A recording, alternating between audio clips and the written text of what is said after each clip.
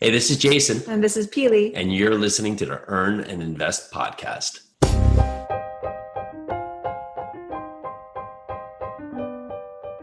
I was drawing in a coloring book. I was in second grade, and my class was a mix of first and second graders, and they were all busy in their beginning readers. But I wasn't, because I had a learning disability and I couldn't read. And I actually felt fairly stupid because everyone around me was progressing forward and I wasn't. Now, little did I know at that time, I had two separate tutors, and they had talked to my teacher and decided that it would be too much for them to teach me separately in my separate sessions as well as in class. So I was coloring in a coloring book because they didn't want to stress me out, but I didn't know it at the time. And I can remember incredibly clearly the day my second grade teacher called me up in front of the class. I have no idea why she did this in front of the class, and put a beginning reader in front of my face. It was something that the lowest level first graders were reading, and I was in second grade. And she opened up the pages, pointed to a paragraph, and I read it perfectly. So she removed the book and grabbed the next level up and opened it up, pointed to a paragraph, and I read it perfectly. We repeated the scenario like 4 or 5 times, and at the end of the day, I was back with my peers in a second grade reading level. And I remember this so clearly in my brain all these years later. See, I felt like at that moment I was in the zone. Everything was working and I was performing at my peak. And as I got older, I've searched for those moments in life, whether it be in sports or academics or whatever it has been. I search for that same empowerment, that fleeting and ephemeral sense that seems to come and go, and then it's gone in a minute. So the question remains, how do we get in the zone each and every day? And speaking of living in the zone, want to learn how to manage your money better and in less time today? Jim Wayne created WalletHacks.com to help demystify money. For far too long, experts have made it complicated so they can make money off you. WalletHacks.com offers no products, no services, just information to help you become better with your money. And best of all, it's free. Check it out today at WalletHacks.com. That's WalletHacks.com, and be sure to sign up for their free newsletter. Jason and Pili Yarusi are real estate entrepreneurs, mentors, and podcasters. They first came to my attention on Facebook, where I became a fan of their live show, Second Cup of Coffee. Jason and Pili, it's so nice to have you on the show today. So good to be here. So honored. Thank you for having us. I was looking at your guys' Facebook feed this weekend, and Jason, you took a little jog on Saturday, didn't you? Yes, sir. Yes, sir, I did. Yeah. You did a 100-mile virtual race? I did. Yeah, it was. I had done a few races prior that had been long races, 100-mile races, but this is the first one where I actually had to create the route, really just prepare my own, because it turned into a virtual race about a month ago. Yeah. And how are you feeling today? You a little bit sore? I'm actually good. I'll be honest, I worked out yesterday and worked out today. So I kind of went back into it. Had a real good solid race, felt great. My pace felt great with everything going on for sure. That is a huge goal, 100 miles. And talk about being in the zone. It takes a lot mentally and physically to perform at that level and then to keep going back. It reminds me of your guys' story. Pili, I'm going to exaggerate here a little bit, but you guys have 20 podcasts. You have 100 different social accounts. You manage 1,000 doors in real estate. I mean, you guys are incredibly busy. Where does all the energy come to be involved in so many things? From each other, and making sure we set up our days correctly every single day. Because I know those days that I don't set up myself correctly are those days that I do have less energy. Of course, we also have 3 kids on top of that. The door count was pretty close. And we have 2 bulldogs and just we're just in love with life, really. We get energy from life and from each other and from everything that we do. We do things that we love to do. So why not be energized about it? And I love your story, by the way, your story that we began this day with. It's amazing. It's amazing. Jason, you guys clearly groove off of each other. Tell me what you were like separately when you came together, when you first met. Were you as motivated as you guys are now? I think driven, but you can use motivation and drive and not have it really filtered correctly. So when you find each other and you align on just really your life, your principles, and where you are and where you want to go, it really becomes powerful. And for many years, the drive was there or the motivation was there, but when it's just not properly allocated, it's like putting the wrong engine in the wrong car. Yeah, it felt like we gave each other direction. Once we found each other, we gave each other the direction and more drive and more focus, if that makes sense, to get where we're going. Pili, was one of the first areas of focus for both of you together real estate? Actually, no, we met in behind a bar in New York City. It was fantastic. We've actually known each other since 2003, but we only got together at like the ending portion of 2012. So it's been a wild ride since then, an amazing ride. Once we decided to have children, which was a year later, not very long later, we decided to have children a year later, and that sort of took our lives out of New York City. I didn't want to be in the restaurant business anymore. And that's what drove us into real estate. His family owns a construction company, a large scale construction company. And it just seemed like the next step was to go into house flipping. So that's what we did. And I got my real estate license, and it's been our direction professionally ever since.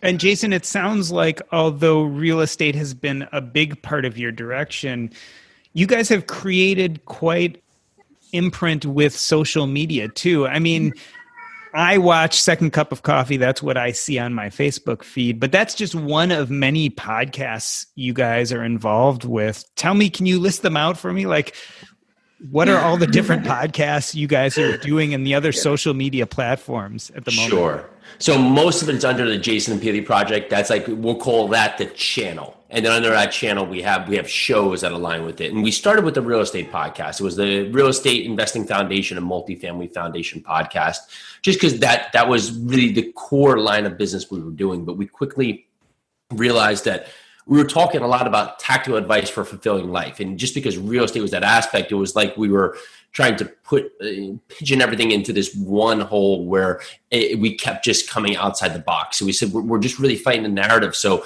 let's open this up so we can really talk about mental fortitude, talk about improving health and growing your wealth all at the same time. So the Jason and Pili Project is really the overall hat, although we still have Multifamily Foundation and real estate under there, but it allows us to talk to entrepreneurs. Pili has Mothers of Real Estate, where she talks to a lot of other moms, also mom entrepreneurs. And then now we can still do everything that really just aligns with really what we're trying to talk about in life. Pili, tell me about that moment when you guys kind of made that jump from, okay, we're real estate people, to we're going to get into life motivation, we're going to get into drive, we're going to open up all these social platforms. Do you remember, was there like a discussion between you two where you're like, okay, we need to take this to a different level? We've had a couple of those moments from the Real Estate Investing Foundation. And then when we had our aha moment and jumped into the Multifamily Foundation podcast, that's when we were like, okay, we're only focused on multifamily, everything multifamily. But we also, during those podcasts, we always talked about motivation. We always talked about what we were doing physically. So a few years down the road, when we were just like, we have these moments when Jason and I kind of look at each other and we're just like, it's time to change. It's time to do something different. And we wanted to open it up again and just kind of talk about all and everything we wanted to. So we were hammering away. We're like, what are we going to call this thing? We're like, different names came into our head, but then we were just like, okay, you know what? It's us. It's our brand. So Jason and Pili, and it's a project because we're always working on projects. That's what we call what we used to call our flips. And this is what we call all of our business opportunities. They become our projects, things that we're working on and in. So the Jason and Pili Project was born, but it always comes out of a conversation between Jason and I as to what is our next step. How are we going to up-level our life one more time, this next time and the next time? So it's who's to know what it's going to look like a few years from now. Jason, I like this idea that it all falls under the umbrella of the Jason and Pili Project. Can you tell me in a few sentences, what are your guys' philosophies? What is kind of that driving mantra that pushes most of your ventures? It is about really just a fulfilling life. And that can be a wide ranging term right there. But we just want to make sure that the days seem long, but they're really short, right? So if you have the overall landscape, in thousands of years, we're just here in just one little portion of this. And we could spend so many times thinking about it, but most of the time, taking action, you may not find the right result, but we know from inactivity, you never get a result, right? And so for us, it's just that we've sat in the sideline probably in many different forms or many different aspects and not taken action. And now we're not going to do that anymore. We really preach that narrative to other people that you can do what you want. And it may not come in the version that you expect it, but you do need to take that step and put yourself outside your comfort zone to understand what else is being capable, right? So running 100 miles, if I was to say that 10 years ago, my mind probably wouldn't have been ready for it, right? But now, to look at what it was on Saturday, there was no thing that I wasn't going to get it done. It was just, how was I going to get to the end? And that was something I was ready for. But that's like a lot we're doing in our business. Things are not going to go perfect. Every day is not going to be pristine, but would it be worth it if it was? Because we get the value from the day by learning from the mistakes we made. And every day is not perfect, right? We 3 kids, business is running, family, all the other components that come in there. It's a complete pivot and evolution of your life every day, but you just are trying to make sure you have your funnel of where you want to be. So when things do not go to plan or the plan does not continue as needed, that's okay, but we know where we need to go back to. So we can now say, here's the pivot, here's our direction that can get us closer to where we want to stay. Pili, Jason mentions kind of evolving and even saying, 5-10 years ago, I could never have seen myself going and doing this 100-mile run. How do you think your guys' philosophy in general has evolved over the last 5 years? What are some of the main changes? Oh, so much. I mean, when we first got into multifamily, I had actually brought our first multifamily properties to the table. And that's strange for me to do. I'm usually the person, I'm not one to bring the new idea to the table. So I would talk to another real estate investor and he was like, I have this thing. I was like, okay, I'll show it to my husband and my partner. So I showed it to Jason. He was like, okay, I mean, this is something we can look into. So these are a couple of properties in Indiana. Thank you. I was about to say Louisville. These were in Indiana. And there were 2, we ended up getting 2 duplexes in Indiana. And so we're doing fine. We're wondering if we're going to scale this up. And one day, Jason and I had this conversation. He's just like, well, if we can do this, couldn't we do like 10 units, 50 units, 100 units? And my mind just kind of does this. Like, no, what? Numbers, don't, too much. But Jason's like, no, the people are actually doing this. Regular people are doing large multifamily. They're doing something called syndication. They're getting into it. So we got a mentor. And once I saw the first closing, I was like, okay. And that's actually when we jumped and started doing the Multifamily Foundation podcast. So I've definitely, personally, I've opened up and this is actually also us growing as a couple. I've opened up my mindset. I'm not as stringent. I still have difficulty when it comes to change, big change, but this has helped me open up and realize that when big change comes, that I need to have an open mind about it. So that's one thing I've changed about myself probably in the last 5, almost 10 years. But in the last 5 years, I mean, we've grown so much. I mean, not only as a couple, but as a family. Until this past year, I've actually been pregnant or with a small child throughout our entire real estate journey. Mm-hmm. So our family has grown, we've grown, and our businesses have grown too. Jason, let's talk about this mindset that Pili was just mentioning. You guys talk a lot about mindset and talk a lot about self-improvement. How do you go about it yourself? So you mentioned mentorship, looking for mentors, but tell me some of the things you guys have done to create the right mindset and how you've improved on your skills. It does rely a lot on setting your day up for success. I believe so many people put themselves in a position where you start your day and end your day in ways that you have less ability to get what you desire and get what you want because you're starting in a chaotic zone, right? So we do work, and every day is not perfect, but we do work to get up early, have our time where we'll meditate, we'll do brain games, we'll do our affirmations, we'll do our workouts before the kids go in, before life starts, so we can have a moment to set our mind right. In most parts, people get up, they're in the mode of just activity. They run down, they're showering, they're late. They maybe hit snooze a couple of times. They're out the door running. They're trying to eat breakfast, trying to catch on emails. And then they're at work and then things are hitting them left and right. And next thing you know, the day is just taking its own turn and they're reacting. They're not acting.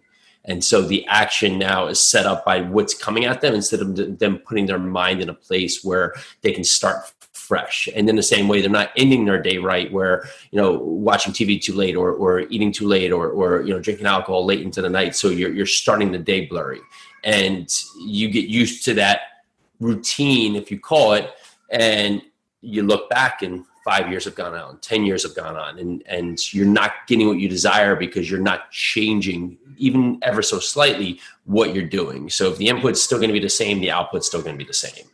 And also on mindset, it's kind of like the story you told. Your teacher basically opened the book and said, read this, and you read it. You had somebody as a mentor tell you, you can do it. I give you the permission to succeed. I give you the permission to read this paragraph. So like us, we found those people in our lives, those mentors in our lives that had told us, that have given us the permission to say, you can do this. You can do millions and billions of dollars in real estate if that's what you choose. Or you can read this simple paragraph. Sometimes that's all it takes, is to have someone else tell you that it can be done, instead of life, yourself, everybody else, strangers telling you that you can't do it.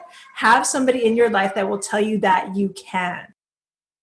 Pili, tell me some of who those mentors have been. Especially, I'm interested outside of real estate, because again, I think you guys have tons to say about real estate, but what's also interesting about you is it's much more about living life to its fullest, with real estate being a component. So who have been the mentors? What have been the programs you guys have been involved in that have helped you develop this philosophy? So some of our biggest mentors, like in real estate, have been Joe Fairless. He's one of our biggest real estate mentors. We've had a business mentor in Trevor McGregor. We have had Greg, why is his name Xavier? Dickerson. Greg Dickerson. Mm-hmm. He's our current business coach. And just following people and looking towards those people that are doing more and better than us, and surrounding ourselves with those people, and even surrounding ourselves with those peers.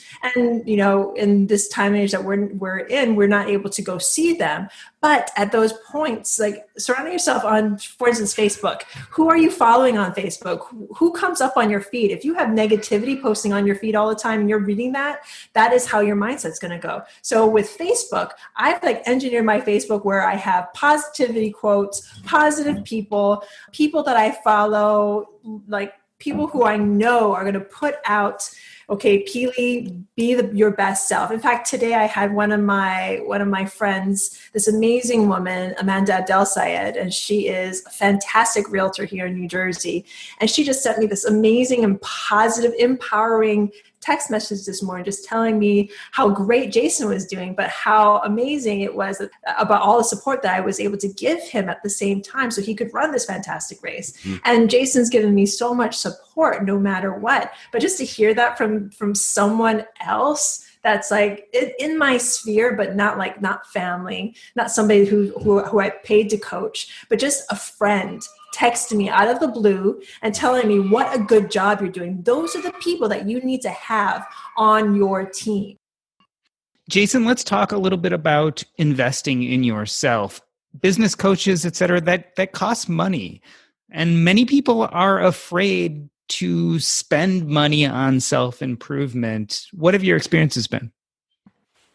The experience lies in really when you don't want to spend money, or you do, that you don't believe in yourself that it's possible. And the difficulty with success in a lot of ways is in many forms and in many natures, you start not believing you can do it, right? Because you haven't tasted it, right? Maybe you felt failure, you felt anger, you felt difficulty. So that's easier. If I was to say, Doc, tell me a time you were sad, right? But if I was to say, Doc, tell me a time you won an Olympic gold medal, you can't. So if your goal is, I'm going to win an Olympic gold medal, it's something that you haven't realized it yet. So it's so far for you to get to.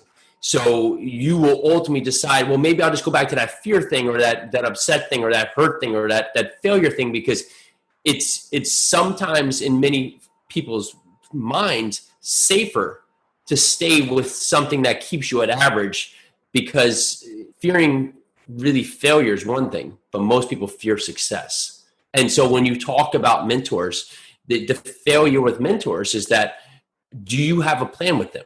A mentor's role is not for me to say, hey, Doc, come mentor me. Give me everything. Show me how to do it for me.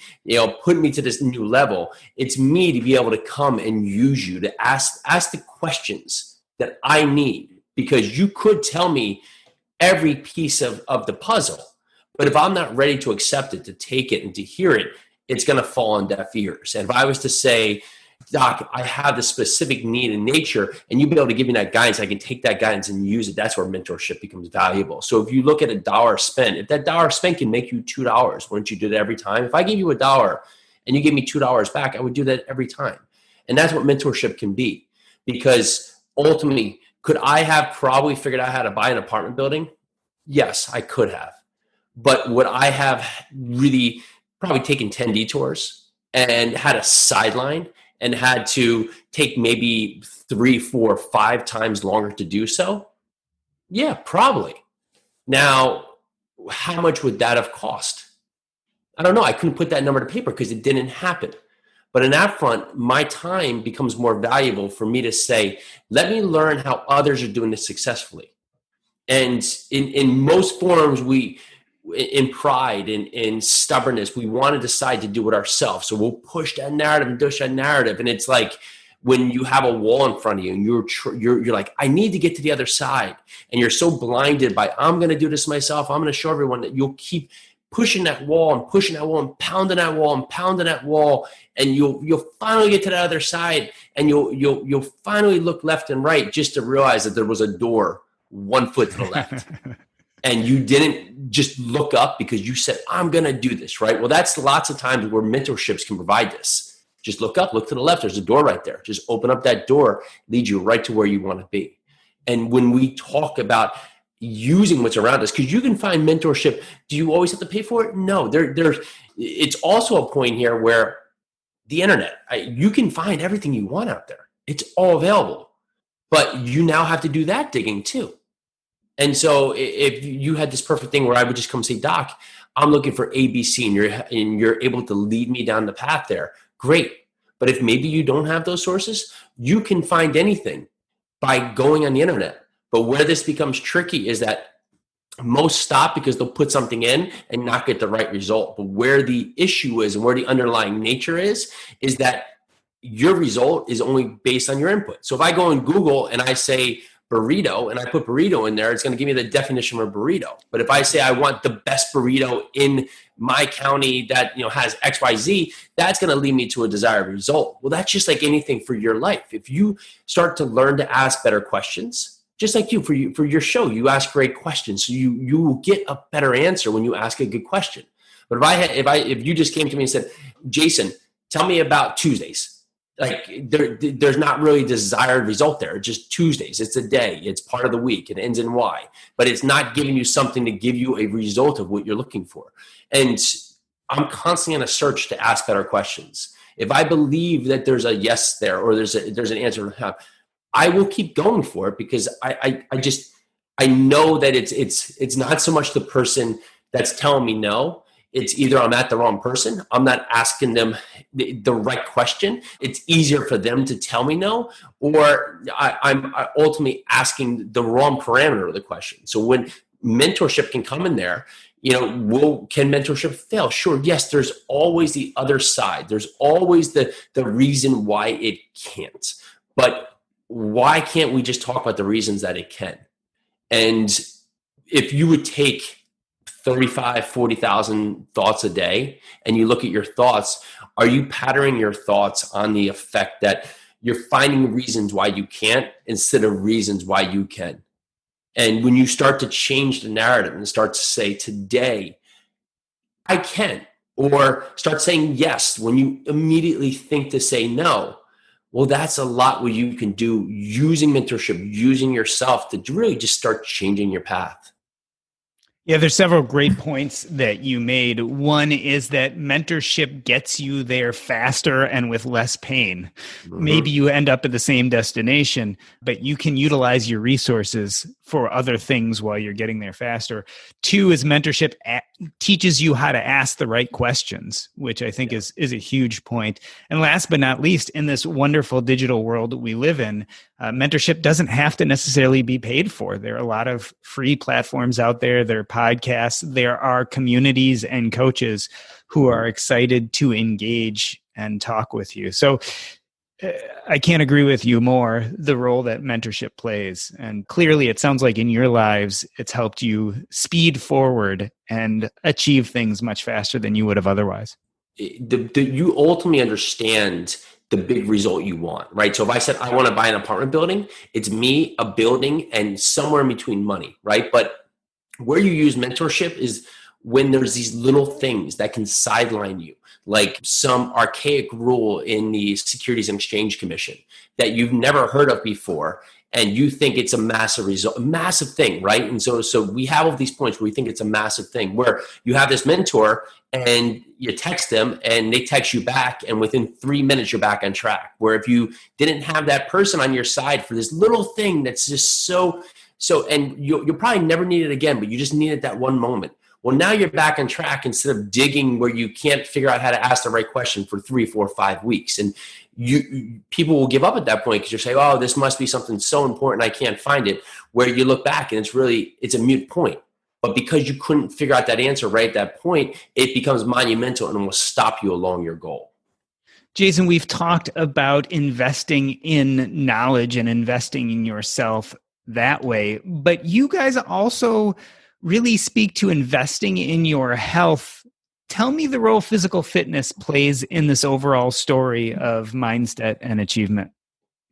We've always been active. The thing with, you can do all this stuff to achieve what you want, but if you don't have the body and you don't have the mind to go with it, I mean, what good is it going to be, right? So I don't want to spend all this time to get the time back with my children and then not be healthy enough, or not be, with there, they'll have the mind to be there present with them, right? I want to make sure that I'm aligning myself so I can be in healthy as nature to provide the best for my family. I don't want to be a detriment. I want to be someone who can use this, because we're all going to live longer. We're all going to have longer ways. They're going to keep creating ways that we will be around for longer. So you want to have the best vehicle to be able to perform.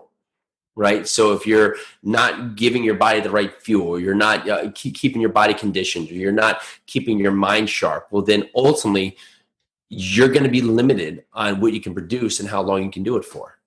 So it's easier for us to set up right to have the energy. It is just, like you said, it's just as important, if not a little bit more so, I think. I mean, yes, you have to have your mind correct. You have to have your mind there, but sometimes it's the physicality. We're given these bodies. We're not just spiritual and mindful creatures, but we were giving these bodies to use and take care of. So why not take care of it in the best of your abilities? Push your body to the limit. Did you talk about 75 hard? I did not. 75 hard is one of my favorite subjects to talk about, because it was one of the key things that kind of brought back my physicality in a really, really rounded and good way. I needed some rules, and this program gave us a set of rules to do and a time period to do them in. And if we didn't do the rules exactly to the T, we failed. And everybody thinks of as failures, it's a bad thing. It's actually one of the best things that you can do, because in failing, you learn. So because we had each other as accountability, we were able to keep ourselves on this amazing progress. So this actually helped me not only get back my physicality, but do it in a way that kept me strong and active. And it wasn't about losing weight and dieting and all this other stuff that people do on a daily basis and what we're taught to do. It was about being healthy and staying that way.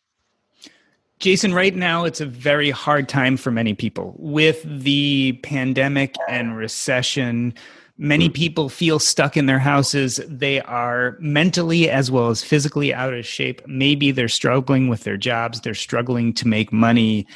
What do you tell people in the midst of all this? Like, what is the first step to getting control of your power and to take control in your life, in your physical fitness? How do you start? Right there, you said, taking, they've lost power or lost control. And when you think about that they do have that. You have the ability to control what you say, what you think, what you do, and how you feel. And it may not be the best of times, but you still can look at it and say, do I have clean water? Can I breathe? Do I have children that smile? Do I have healthy parents? When you start looking at things and just finding the good, even if it's very slim right now, that's going to allow you just the glimmer of hope that's going to lead you to find that next good point and that next good point and that next good point. So instead of stacking on the layers of what's wrong and looking at that and saying, okay, this and that, yes, they might not be ideal right now. But if all your attention is finding what's wrong and not looking at the good and the solutions to find more good, then you will not be able to change the course. And so if you're short on capital right now, or you're having, some family help, that is not a desired feeling. But dwelling on that will not change the narrative. It will not give you anything of a new thought to get you away from that. And that's your goal right now, is to find the good and then find more ways for you to really create the roadmap from where you are to where you want to be. Yeah, it reminds me of that saying that every long journey starts with a single step, and this power of incremental gains. And sometimes those incremental gains have to start really, really, really small, especially when you're feeling very bad, so that you can then build on them. Well, if you look at working out, most people fail because they say, I want to lose 30 pounds in a month, or I want to go run a marathon. And they set these big things, but that's wonderful. I want to climb to the top of, this giant mountain, but you forget that none of that can be accomplished without figuring out that first actionable step. Pili, let's talk about children. I think you mentioned that you have 3. We heard 1 or 2 of them in the background. What do you think this journey you guys have taken as a couple, how has it influenced your bringing up the kids? Well, we're trying to instill trying is the wrong word. We are instilling everything that we learn on a regular basis. Even the word trying or the word just, we're trying to remove those things out of their vocabulary. If you want to do something, we tell our children, if you want to do something, don't try to do it. Just do it. For instance, with Jason's race, once he made the decision, I was like, well, then it's already done. It's already done. We have that mindset. If there's something we want to get done, then we have the mindset of it's already done, because we're visualizing the goal in the future. And this is what we're trying to instill in our children. And we're also trying to instill like fun and play and making being healthy and being physical and being active fun, not making it a chore. It's not a chore to go play basketball or baseball or soccer or to go run outside for however long they want. We want to make sure that our children know that being healthy is fun. It'll keep you here longer. It'll keep you with mommy and daddy for as long as you want, just as long as you make it fun for them. And we're also trying to make sure that they know that mommy and daddy, that they are mommy and daddy's first and foremost important things in our life. So everything we do for us and them and and our family that we are trying to grow and we're trying to prosper. So, and children have been such an important part of our lives since once we decided we're going to be together, done. We're going to have a child, done. So we make these decisions, and it was like, it didn't take very long until our first child came into the picture. So they have been part of this journey from the very beginning. We wouldn't be, and that's why I put together Moms of Real Estate and Mothers of Multifamily, because being a mom, being a parent has been so key in everything that I've done professionally. Jason and Pili, I recognized your message very early in seeing you on social media. And one of the reasons is you guys really seem to live in that space, that zone, that place of high achievement, but you do it in a way that doesn't look hurried or stressful or chaotic. You do it in a very joyful way. And it's been a pleasure to watch. If other people are interested in your message, Jason, where can they find you on the internet? Sure. You go to the Jason and Pili Project. Pili is Pili. You will find us. We are out there. This has been the Earn and Invest podcast. On behalf of myself, Doc G, I'd like to thank Jason and Pili Yarusi. That's a wrap.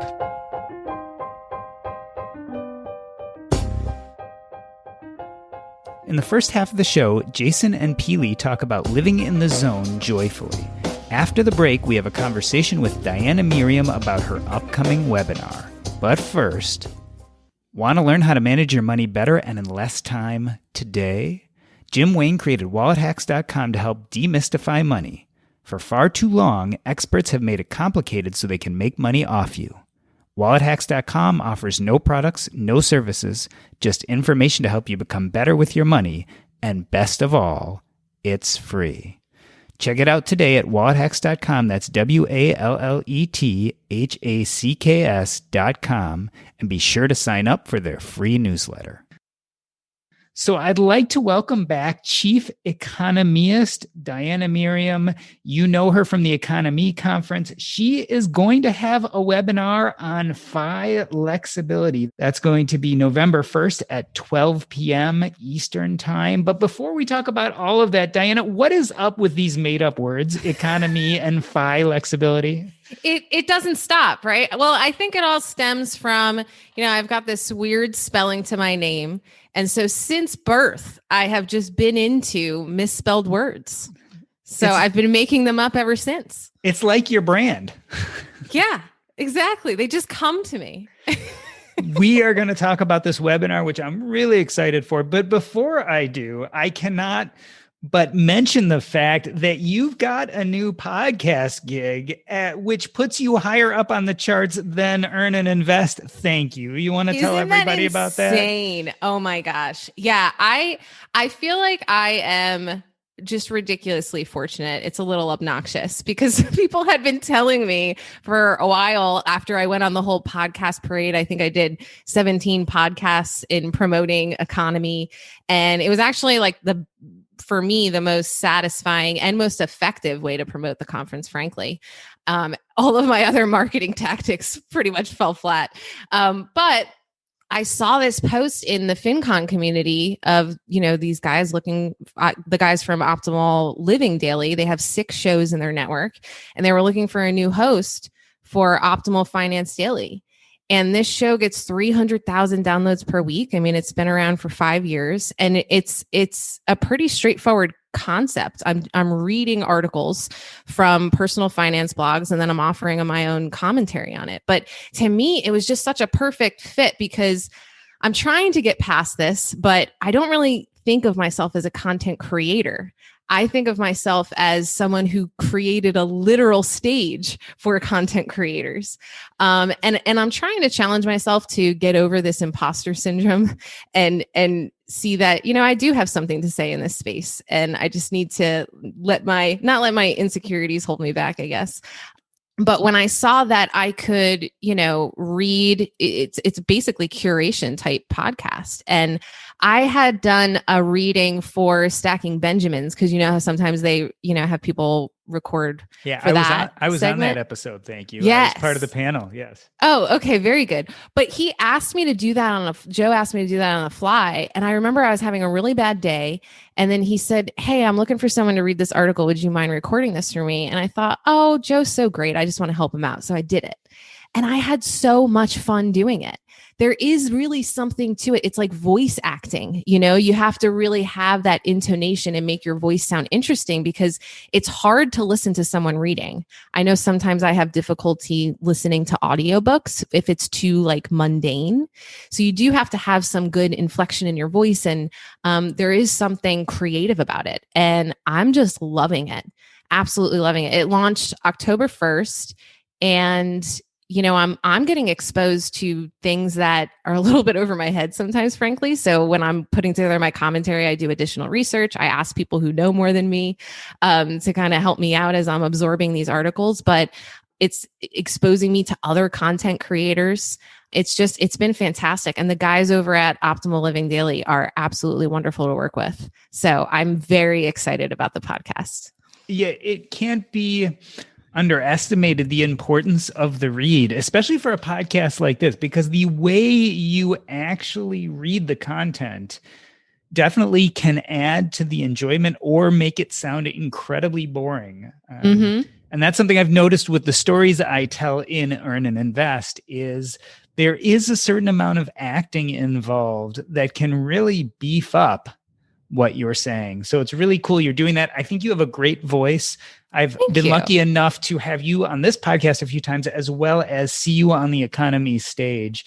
And I think the MC is a great role for you. Thank you so much. In a sense, I think that's what you're doing this podcast too, is like you're bringing the content forward, you're MCing the conversation, and then you're giving some of your thoughts at the end.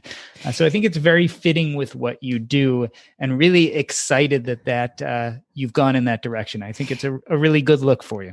Thanks so much. I like to describe it as all of these bloggers wrote these great songs, and I get to like perform the covers. I like that. So let's transition a little bit to this webinar. Flexibility. It's a one-woman show.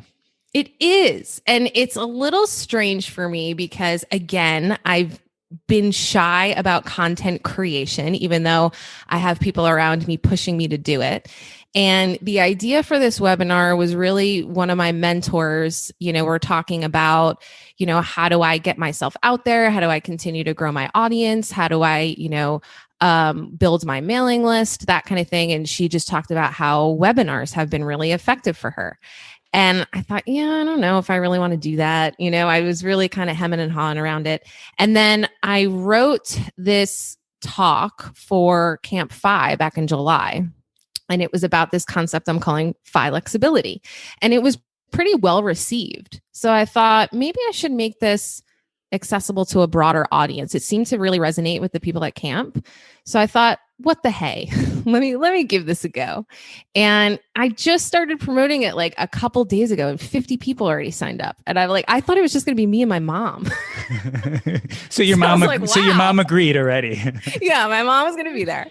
But yeah, it really stems from me seeing my mindset shift over time on my own financial journey.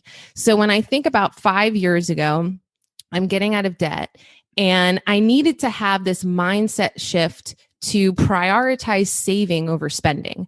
I needed to be more conscious about my money. And through my 20s, it was always this thing that I'm going to figure it out later. I'm going to be making millions one day. I'm going to figure it out then. And I needed to have this mindset shift to see that my debt is important now.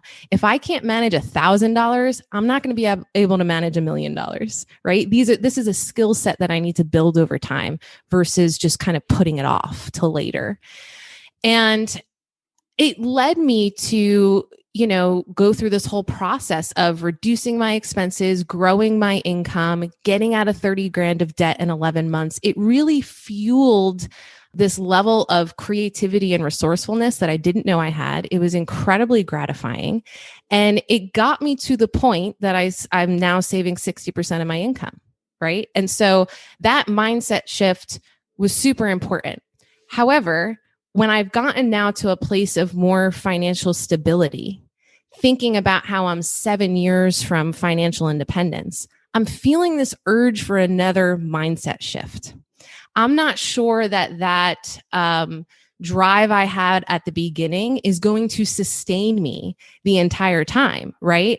Because it felt like a sprint. It felt like a sprint to get out of debt. And it was such a satisfying experience. And I'm challenging myself for my whole FI journey to be that satisfying.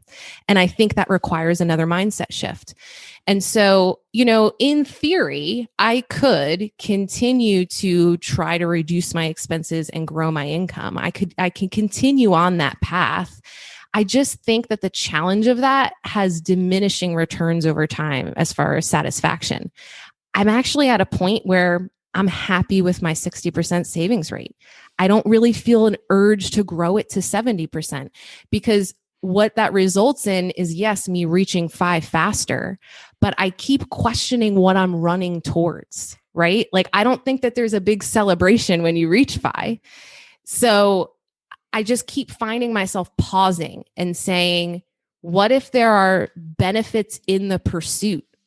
I kind of wonder if the goal of FI or the best part about FI isn't even reaching it. It's actually pursuing it. And so that's what opened up my mind to this idea of FI flexibility, because I think it's about a couple of things.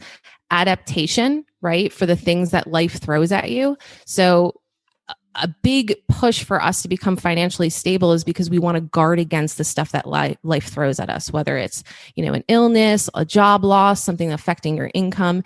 And, we create these safety nets for ourselves, and that's awesome. But what about the opportunities that life throws at us? I think sometimes when we're so focused on reaching FI, we miss these gifts along the way. And these are gifts to learn about ourselves. So for example, I took 2 months off of work unpaid to go walk the Camino. And I know I've talked about that on your show in the past. And if I was solely focused on reaching FI as fast as possible, I wouldn't have given up 2 months of income, right? Because that delays my path. Or starting my own business with the Economy Conference. I mean, that originated as something that I would want to do if I was financially independent. This is what I might want to do with my time. I got so excited about it that I couldn't wait. And so I did it now. But I'm so glad that I did it now, because having an income while I started this business allowed me to take risks that I probably wouldn't have if I was financially independent and didn't have this income coming in.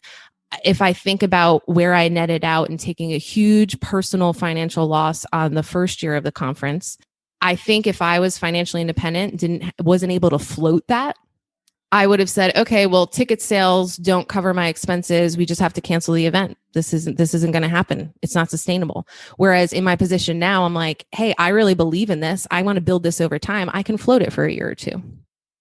We're talking financial independence, FI or financial independence, retire early. What you've just said brings up so many ideas in my head. One of the first is that usually in years previous, when we had someone who put on a webinar or talked to us about financial independence, it was usually someone who had already gotten to financial independence. And they would say something to the extent of, it was horrible. I had to work really hard. I really hated work. So then I got to this number and stopped. What I love about what you're doing is you're still in the arena, so to speak. You are in the midst of it. And what we're finding is that more and more voices of people who are not there yet, but are on their way, are changing the narrative.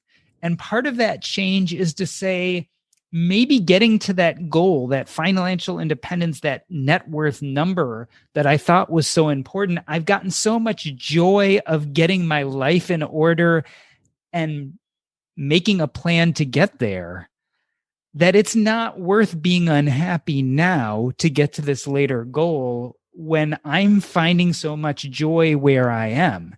And so this adaptability, this flexibility you're talking about, is actually pushing people away from getting to financial independence as quickly, and instead forming a glide path such that their investments and their savings does it for them automatically.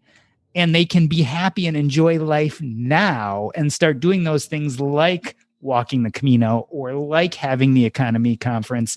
It's really a major point. As you said, the Economy Conference, part of the reason why you could do it and be confident is you still had an income coming in. Mm-hmm. So you didn't have to worry about the fact that maybe this would take away from your retirement balance that was funding your life. Correct. Yeah. I mean, I think the other reason why I'm exploring this idea of flexibility is I really question how good I am at knowing what I want. I think I know what I want, but then I'll experiment with those ideas and turns out a lot of times I'm wrong, right? So one example I like to give is I used to think that I wanted to sing. You said I have a nice voice. Thank you very much. You do. But it really stemmed from when I was walking the Camino. I would pass the time a lot by singing. And it was very therapeutic on the trail. Maybe singing is a strong word. Maybe it was more like wailing.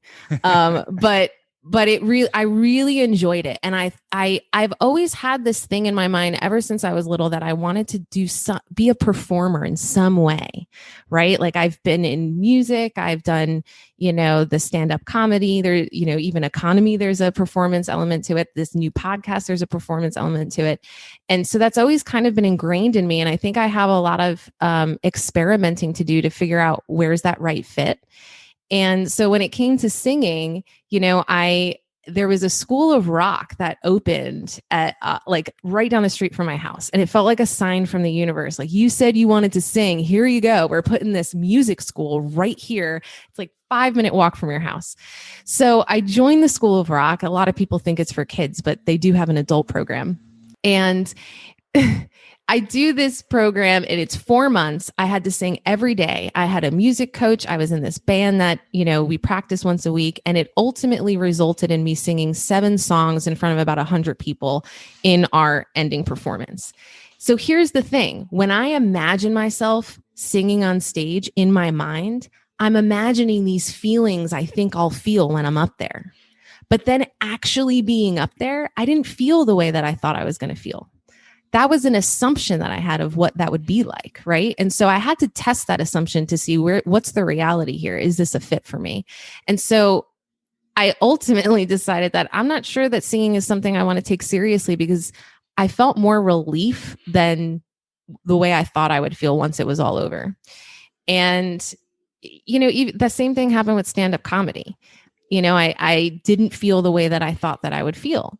And so what makes me nervous about pursuing financial independence and like waiting to test these assumptions until I get there is that I'll have a rude awakening about how I think I want to spend my time. So this financial bandwidth that I have now with this high savings rate is an incredible opportunity for me to experiment with how I want to use my time, whether it's artistically, whether it's through entrepreneurship. These are big questions to ask. And we're in a very fortunate position when we have these high savings rates to ask these big questions. And I just don't want to miss that opportunity. I've often said that one of the superpowers of financial independence is it really gives you the time and ability to pursue your own unique purpose, identity, and connections.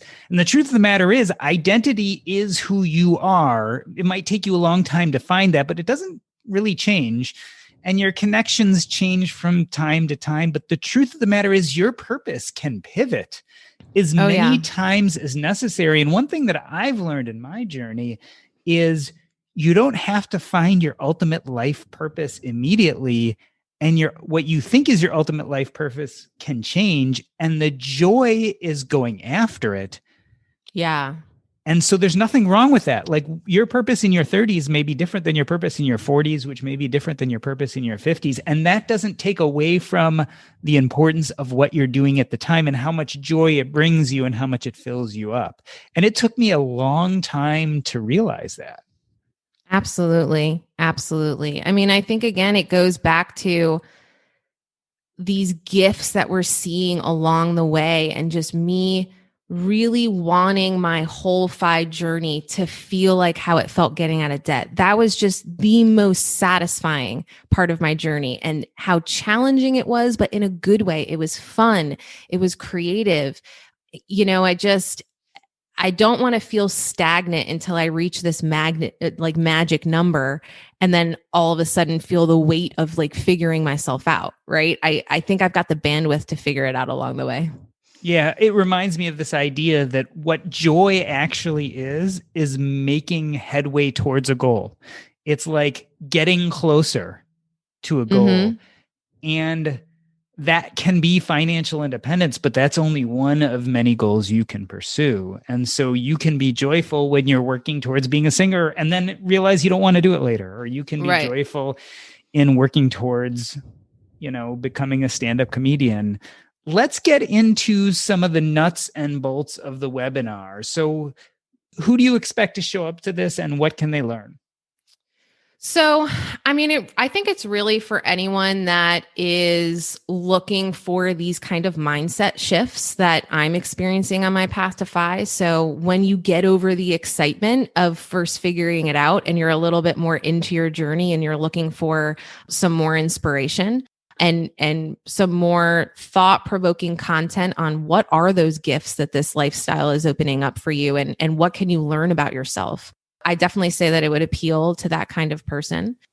I'm going to give a lot more examples like I did here on this podcast of really kind of using myself as a case study and to kind of give you background on my journey, where I'm coming from, and all of these things that I'm trying along the way and what I'm learning about myself, in hopes that it would inspire you to test your own assumptions on, what you think you want to do with your time. And really questioning what are you striving for when it comes to striving for FI? Because I think that financial independence, as much as it is defined as 25 times your yearly expenses, I think it could also be seen as a mindset, just like success, right? Success could be seen as a destination. People objectively see that, from the outside, you made it to a place that looks like worldly success. But if you don't feel successful, whether you've reached what other people define as success or not, then what's the point, right? I think we need to be able to kind of celebrate where we are every step of the way and feel the benefits of financial independence even before we reach it. And Diana, how much will participants have to pay for this incredibly important material they're going to be receiving? It is 100% free. 100% free. Is the name of the webinar FI-lexible? Yeah, it's called Are You FI-lexible? And you can register through Eventbrite. I believe that you have a link to it, Doc G. I don't know if you're going to be able to put that in the show notes. I know you've already posted it on Facebook, but if you go to Eventbrite and you just search economy, and that's M-E at the end, not M-Y, it'll pop right up. And also, is there a link on the economy website? There isn't a link on it now. This is very much an experiment for me, right? This is my first webinar. And so I'm just kind of seeing what happens, who shows up and how it's received before I go real heavy handed on the promotion. So are you FI-lexible? A question that maybe we should all be asking ourselves. Thank you, Diania Merriam, Chief Economist. I can't wait to hear about the webinar and hope you get lots and lots of participants. It is sure to be a great listen. And will people be able to participate too and ask you questions and be involved? Yeah. So it's going to be through Zoom. The first part of the presentation is me kind of telling my story, giving you food for thought, and then we'll open it up for questions and have a little bit of interaction there as well. So you can choose to have your camera on or not, but it'll be pretty informal. Check it out. It will be a do not miss event. And of course, we will have links on the episode notes for this episode. Diania Merriam, thanks for showing up. Thanks so much, Doc.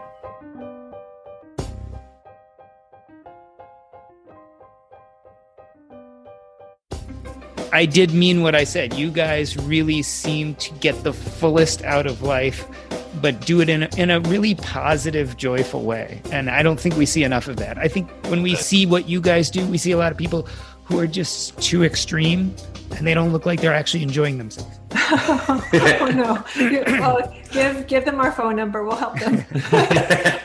Is there anything we can do to help you? Is there anything we can...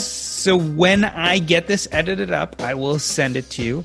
And when it does come out, if you can push it through your social media channels, etc. 1,000%. And if you listen to the podcast and enjoy it, just let people know. That's the biggest thing is word of mouth. It's getting bigger and bigger. Our downloads are going up and up. So that's good. awesome. Great for you. Word of mouth Thank you, does Doc. If you want to write this down, we'll go and rate and review as well. Yeah, We know that helps. Awesome. Actually, that definitely helps. So I appreciate that. Always You got it. don't forget to ask.